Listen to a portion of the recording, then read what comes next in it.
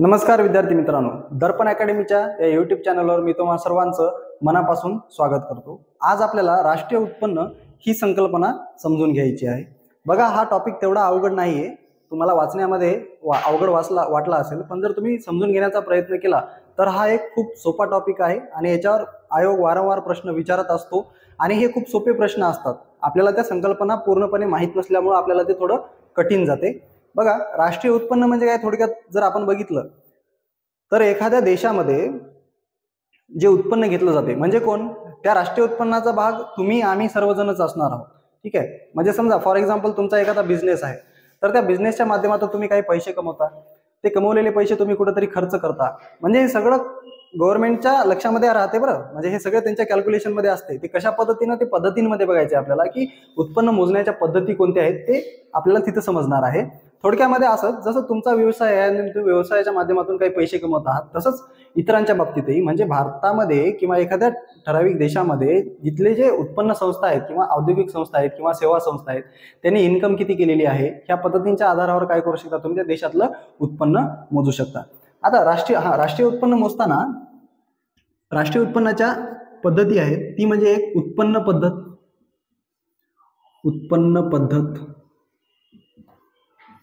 दुसरी आहे उत्पादन पद्धत, त्यानंतर तिसरी आहे खर्च पद्धत आणि अजून एक आहे आयात निर्यात पद्धत।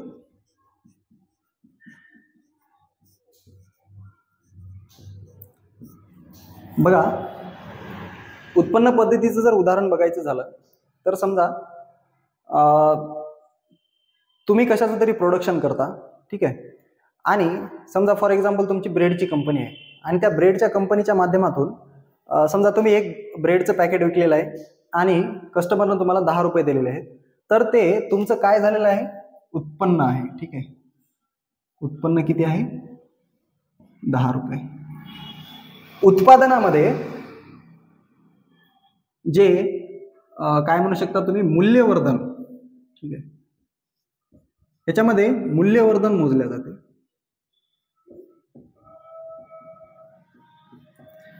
ही झाली उत्पादन पद्धत। त्याच्यानंतर खर्च पद्धत, म्हणजे बघा, आता मी म्हणले ना, एका कस्टमरनं तुमच्याकडून 10 रुपयाचं ब्रेड पॅकेट घेतलंय, त्या कस्टमरनं ते काय केलेलं आहे, 10 रुपये खर्च केलाय, म्हणजे तो कस्टमर इथे येणार, म्हणजे ही झाली खर्च पद्धत। ठीक आहे, लिहायची काही गरज नाही आपल्याला, त्याने हे खर्च केलेला आहे। म्हणजे आपल्या देशातील आपण, म्हणजे आपल्या देशामध्ये आपण कुठे काही खर्च करत असाल तर ते ह्या पद्धतीच्या अंडर येणार आणि ह्या पद्धतीमध्ये आपण काढू शकता की बाबा खर्च किती झालाय, तर त्या खर्चाला सुद्धा एक उत्पन्न, म्हणजे तुमचं उत्पन्न आहे तेव्हा तुम्ही खर्च केलाय ना, ठीक आहे, आणि तुमचा खर्च म्हणजे कोणाचं तरी उत्पन्न झालंय, म्हणजे ही एक काय म्हणू शकता तुम्ही, राष्ट्रीय उत्पन्नाची पद्धत आहे।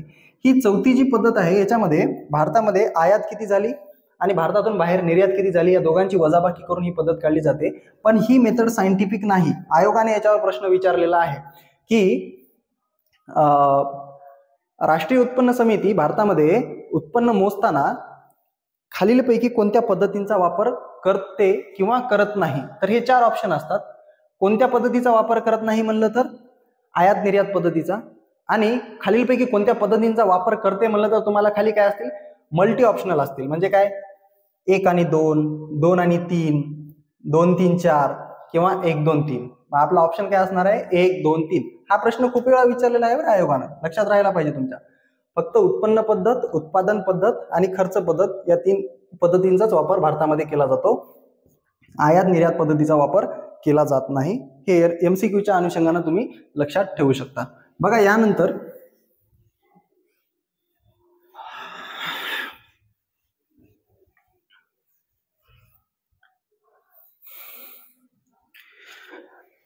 आता राष्ट्रीय उत्पन्न मोजताना 4 संकल्पना आपल्याला लक्षात घ्यायच्या आहेत।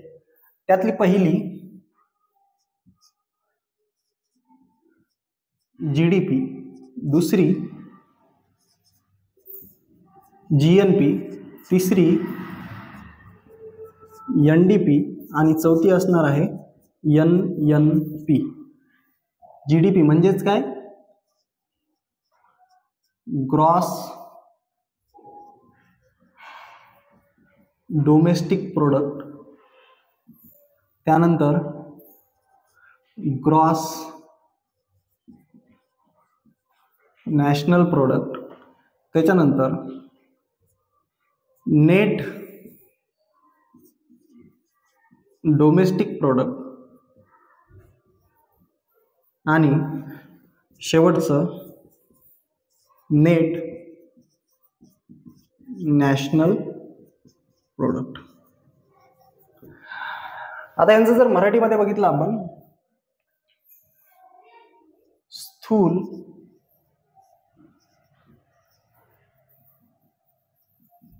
देशांतर्गत उत्पन्न, त्यानंतर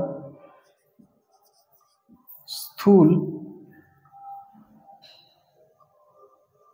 माफ करा स्थूल राष्ट्रीय उत्पन्न,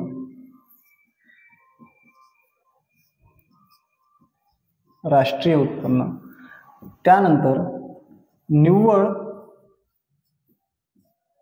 देशांतर्गत उत्पन्न,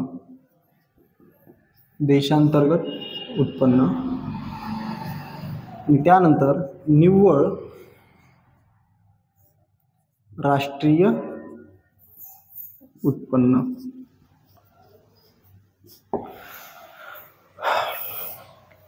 आता बघा, नावं बघितले तर खूप किचकट वाटतात. काय स्थूल काय, देशांतर्गत काय, उत्पन्न काय, आम्हाला काहीच कळणार नाही. हे एवढं अवघड नाही, की आपली मराठी भाषा थोडंसं त्याला अवघड बनवते. बघा, हा शब्द तुम्ही बऱ्याच वेळा वापरता. अरे त्याची नेट इन्कम एवढी आहे. आता नेट ह्या शब्दाचा अर्थ तुम्हाला चांगल्या पद्धतीने माहित आहे, पण इथं आलं की आपली गाडी फिसकटते. अरे यार, नेट म्हणजे काय? बघा ना, खूप सोपं आहे. जीडीपी म्हणजे काय? एका आर्थिक वर्षामध्ये देशाच्या भौगोलिक सीमेअंतर्गत ज्या संस्थांनी उत्पन्न कमावलेलं असते त्याला काय म्हणायचं? जीडीपी. म्हणजेच काय? Gross domestic product. ते कसं बघा, समजा हा एक एक्स नावाचा देश आहे किंवा आपलाच देश आहे, समजा इथं नाव लिहितो मी इंडिया. ही झाली भारताची भौगोलिक सीमा. ठीक आहे. भौगोलिक सीमेच्या मध्ये कोणीही असू द्या, ते भारतातील लोक असू द्या किंवा बाहेरचे लोक असू द्या, त्यांनी इथं उत्पादन घेता येत ना, तर ते सगळं त्यांनी कमावलेला पैसा म्हणजे तो कशामध्ये मोजला जाणार आहे? जीडीपी मध्ये. आता दुसरा कन्सेप्ट बघा, जीएनपी. जीएनपी मध्ये आता काय बदल आहे बघा, फक्त जीडीपीच्या ऐवजी म्हणजे डीच्या ऐवजी काय आलेलं आहे? एन आलेला आहे. म्हणजे डोमेस्टिकच्या ऐवजी नॅशनल हा शब्द आलेला आहे. नॅशनल म्हणजेच काय? राष्ट्रीय. राष्ट्रीय म्हणजे काय?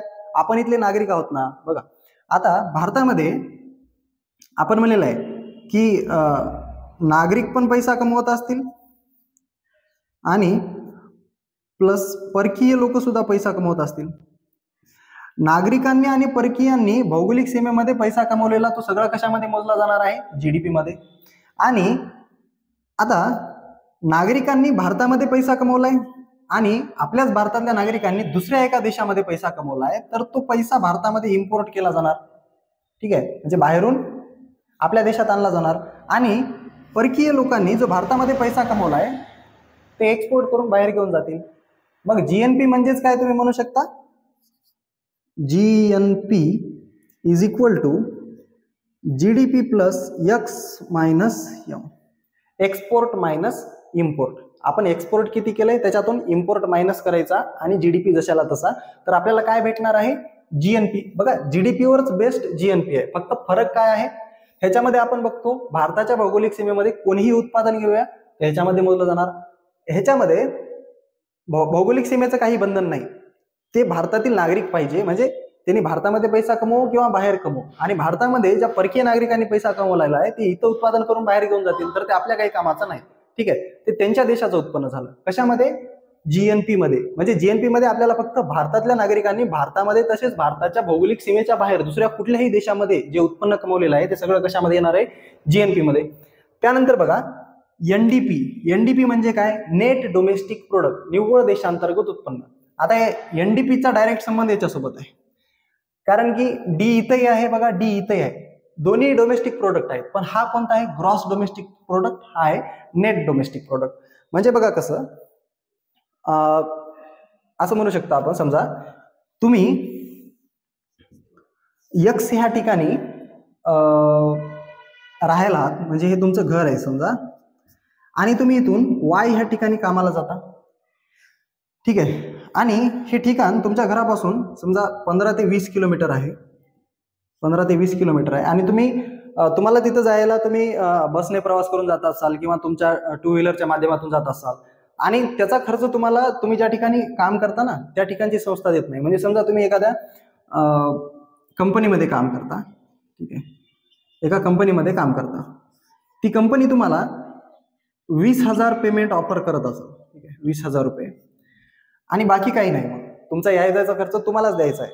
मग अशा कंडिशनमध्ये समजा तुम्हाला पूर्ण महिन्यामध्ये समजा 2,000 रुपये खर्च गाडीच्या पेट्रोलसाठी किंवा बसच्या भाड्यासाठी लागत असाल, तर तुम्ही काय म्हणणार, मला नेट 18,000 रुपयेच पेमेंट पडते.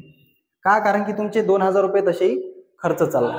म्हणजे ह्याला काय म्हणणार आपण, NDP म्हणजे नेट डोमेस्टिक प्रोडक्ट.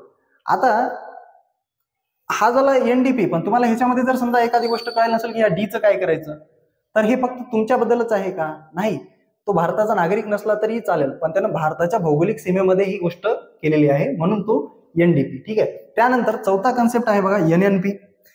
NNP म्हणजे काय, नेट नॅशनल प्रोडक्ट, म्हणजेच काय, निव्वळ राष्ट्रीय उत्पन्न. आता NNPचा डायरेक्ट संबंध कोणासोबत आहे, GNP सोबत. NNPचा GNP सोबत संबंध कसा आहे बघा, इथं ग्रॉस टू नॅशनल पण कोणता, डोमेस्टिक.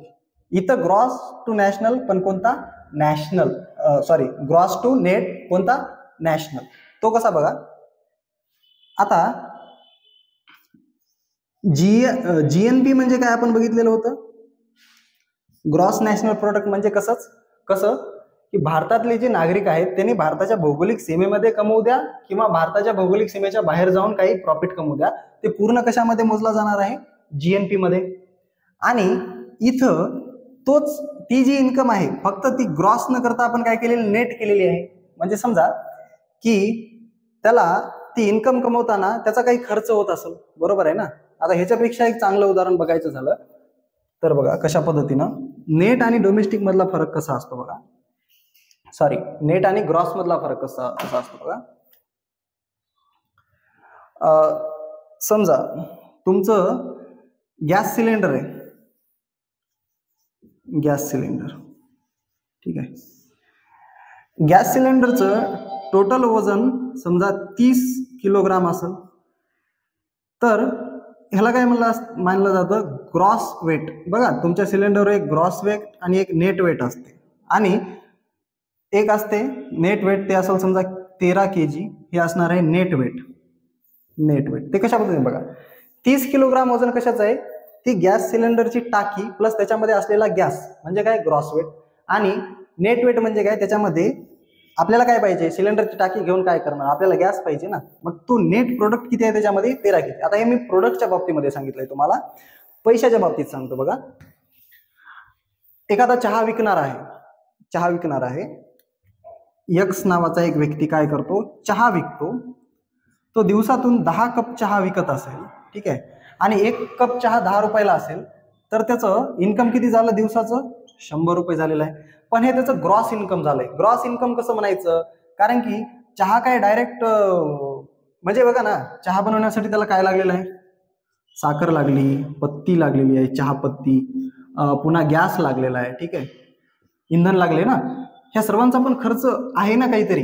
मग त्याचं 100 रुपये त्याचं नेट आउटपुट म्हणता येणार नाही, कारण ह्याच्यासाठी काही खर्च केलेला आहे. म्हणजे ही 100 रुपये त्याची कशी झाली, ग्रॉस इन्कम झाली, ग्रॉस इन्कम. आणि समजा ह्याच्यातून त्याला 20 रुपये खर्च या सगळ्या गोष्टींसाठी लागलेला असेल, 20 रुपये, तर आपण काय म्हणू शकता की त्याची नेट इन्कम किती आहे, 80 रुपये. सेम इथं असंच आहे. इथं आपण काय केली, दोन ठिकाणी ग्रॉस इन्कम मोजलेली आहे, इथं काय करतोय आपण, नेट इन्कम मोजतोय. हा एक छोटासा जर कन्सेप्ट तुम्हाला कळाला असेल तर हे 4 पॉईंट तुम्हाला अवघड जाणार नाहीत. आणि दुसरं महत्वाचं काय माहिती आहे का, परीक्षेमध्ये तुम्ही जर समजा व्याख्या वगैरे पाठ करून ठेवत असाल तर ते तुमच्या काही कामाला येणार नाही, कारण की परीक्षेमध्ये असा डायरेक्ट प्रश्न येत नसतो, थोडंसं घुमून फिरून विचारतात. म्हणजे तुम्हाला एकदा कन्सेप्ट जर क्लिअर असेल तर तुम्हाला प्रश्न सोडवायला अवघड जाणार नाही. आयोग काय डायरेक्ट तुम्हाला याची व्याख्या विचारणार नाही परीक्षेमध्ये, आयोग थोडंसं काहीतरी वेगळं विचारते, तुम्हाला समजून घेता आलं पाहिजे तेव्हा नेमकं काय. म्हणजे बघा याच्याबद्दल काही संकल्पना आहेत. म्हणजे GDP प्लस GNP जेव्हा एकत्रितपणे मोजला जातो तेव्हा ते देशाची बहिर्गत शक्ती दाखवतात. बहिर्गत शक्ती. तुम्हाला अजून एक प्रश्न केला जाऊ शकतो की खरं उत्पन्न, देशाचं खरं उत्पन्न तुम्हाला कोणत्या मेथडनं भेटू शकते किंवा कशामध्ये बघायला भेटणार आहे? NNP मध्ये बघायला भेटणार आहे. कशामध्ये? NNP मध्ये. कसं बघा, एकतर नेट आहे, दुसरं नॅशनल आहे. नॅशनल म्हणजे कसं, भारतातल्याच नागरिकांचं आहे, ते इथं कमवलेलं असू द्या किंवा बाहेर असू द्या. म्हणजे राष्ट्राचं खरं उत्पन्न तुम्हाला कशामध्ये बघायला भेटते? NNP मध्ये बघायला भेटते. हे आपल्याला एवढं चारी बाजूनं थोडंसं माहीत असलं पाहिजे, तेव्हा तुम्ही प्रश्न टॅकल करू शकता. नाहीतर काय, ह्या प्रश्नांचा काळ गेलाय जुना, की डायरेक्ट काहीतरी एखादी डेफिनेशन विचारली आणि हा GDP आहे. तर असं नाही, तुम्हाला थोडंसं अजून त्याच्यावर विचार करता आला पाहिजे. तुम्हाला कन्सेप्ट क्लिअर असेल तर परीक्षेमध्ये प्रश्न कळतात. ठीक आहे, तुमच्या याच्यावर थोडंसं वाचन पाहिजे. आता या परीक्षेच्या दृष्टीने थोडंसं महत्वाचं. आता बघा दुसरं, आता हे जे राष्ट्रीय उत्पन्न आहे ते मोजण्यासाठी काही बॉडीज असतील. त्याच्यामध्ये बघा, राष्ट्रीय उत्पन्न समिती ही एक महत्वाची संस्था आहे. राष्ट्रीय उत्पन्न समिती, याच्यावर आयोगाने 2-3 वेळा प्रश्न विचारलेला आहे. ठीक आहे, याची स्थापना झालेली आहे 4 ऑगस्ट 1949. त्याचे अध्यक्ष आहेत PC महालनोबिस. हे असंच कोणाला अध्यक्ष बनवत नसतात बरं, हे अर्थशास्त्रामधले काही तज्ञ लोक असतात, त्यांना अध्यक्षपदावर निवडलं जाते. सोबतच सदस्य होते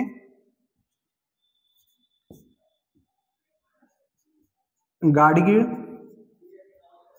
आणि दुसरे एक होते VKRV राव. आयोगाने प्रश्न विचारला होता, खालीलपैकी अयोग्य विधाने ओळखा. त्याच्यामध्ये पहिलं विधान दिलेलं होतं, राष्ट्रीय उत्पन्नाची समितीची स्थापना ह्या तारखेला झालेली आहे. दुसरं दिलेलं होतं, अध्यक्ष गाडगीळ आहेत, अशा पद्धतीचं काहीतरी. म्हणजे त्याच्यामध्ये एक सेंटेन्स चूक दिलेलं होतं. तुम्हाला जरी माहित असती तर तुमचा तो प्रश्न चुकणार नाही. ठीक आहे, हे झालं फॅक्च्युअल डाटा. आता ह्याच्याबद्दल अजून एक काय, तर यांचा जो अहवाल आला होता ह्याच्यावर पण प्रश्न विचारलेला आहे. पहिला अहवाल आला होता 1951 ला, आणि या समितीने दुसरा अहवाल दिला होता 1954 ला. आता थोडंसं आपल्याला जर वाटलं की बाबा ह्याच्यामध्ये राष्ट्रीय उत्पन्न समिती हा पॉईंट थोडासा महत्वाचा वाटतोय, तर तुम्ही स्वतः काय केलं पाहिजे, गव्हर्नमेंट साईट्सला व्हिजिट केलं पाहिजे, किंवा गुगल, आपल्याकडे एवढं मोठं सर्च इंजिन आहे, गुगलवर जायचं, याच्याबद्दल तुम्हाला सगळी माहिती भेटणार. आणि तुम्हाला परीक्षेचे प्रश्न अनालिसिस केल्याच्या नंतर तुम्हाला समजलं पाहिजे की आयोग याच्यामध्ये अजून कुठपर्यंत जाऊ शकते. उगा येड्यासारखं काही विचारणार नाही आयोग, कुठले आकडे कसे पण येड्यासारखं, काहीतरी कन्सेप्ट असतो, काहीतरी लॉजिक असते त्याच्या पाठीमागे, ते लॉजिक तुम्हाला कळालं पाहिजे. आयोग तुम्हाला लई चांगल्या पद्धतीने ओळखते बरं. तसंच तुम्हाला आयोगाला ओळखता आलं पाहिजे. तुम्ही कुठपर्यंत पोहोचू शकता आयोगाला माहित आहे, तसं तुम्ही समजून घ्या की आयोग कुठपर्यंत पोहोचू शकते. तर आयोगाला तुम्ही टॅकल करा की बाबा आयोग याच्यामध्ये कुठपर्यंत जाऊ शकतो. म्हणजे बघा, मी कसं सांगितलं तुम्हाला, इथं अहवाल पहिला आलेला 1951 ला. तर 1951 ला जो अहवाल आला होता, त्या अहवालामध्ये त्या राष्ट्रीय उत्पन्न समितीनं काय म्हणलं होतं, त्याच्यामध्ये 1-2 काहीतरी महत्वाच्या गोष्टी असतील, तुम्हाला वाचल्याच्या नंतर कळणार आहे. मग तिथपर्यंत जाऊन तुम्ही अगोदरच तयार राहा ना. समजा आयोगाने एखादा प्रश्न टाकलाच तर आला पाहिजे. ह्याबद्दलही विचारू शकते. समजा 2024 मध्ये, म्हणजे या वर्षामध्ये जे आंतरराष्ट्रीय संस्था असतील, म्हणजे WTO सारख्या किंवा वर्ल्ड बँक सारख्या, ते सांगतात की भारतामध्ये म्हणजे GDPची ग्रोथ किती होणार आहे. तर त्याच्यावर सुद्धा आयोग प्रश्न विचारू शकता की 2024 मध्ये किंवा 2025 मध्ये वर्ल्ड बँकेने किंवा WTOने भारतामध्ये GDPचा अंदाज किती वर्तवलेला आहे, किंवा भारतातील जे नामांकित संस्था असतील त्यांनी किती अंदाज वर्तवलेला आहे, म्हणजे भारताची ग्रोथ किती होणार आहे. तर अशा पद्धतीने इकडं प्रश्न फ्रेम होऊ शकतात. ठीक आहे, तर हे झालं आपलं राष्ट्रीय उत्पन्नाबद्दल. आणि अजून ह्याच्याबद्दल जर 1-2 समित्या अजून तुम्हाला लक्षात ठेवायच्या असतील,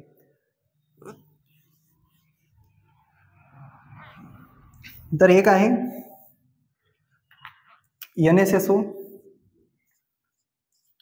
आणि दुसरी आहे CSO, सेंट्रल स्टॅटिस्टिकल ऑफिस. आयोगाने याच्यावर आजपर्यंत कधी प्रश्न विचारलेला नाही, पण समजा येणारच असेल तर ह्याला सुद्धा तुम्ही डिटेलमध्ये करून ठेवा. ठीक आहे, तुम्हाला जर आपला हा व्हिडिओ आवडला असेल तर चॅनलला सबस्क्राईब करा, व्हिडिओला लाईक करा, चॅनलला शेअर करा. धन्यवाद.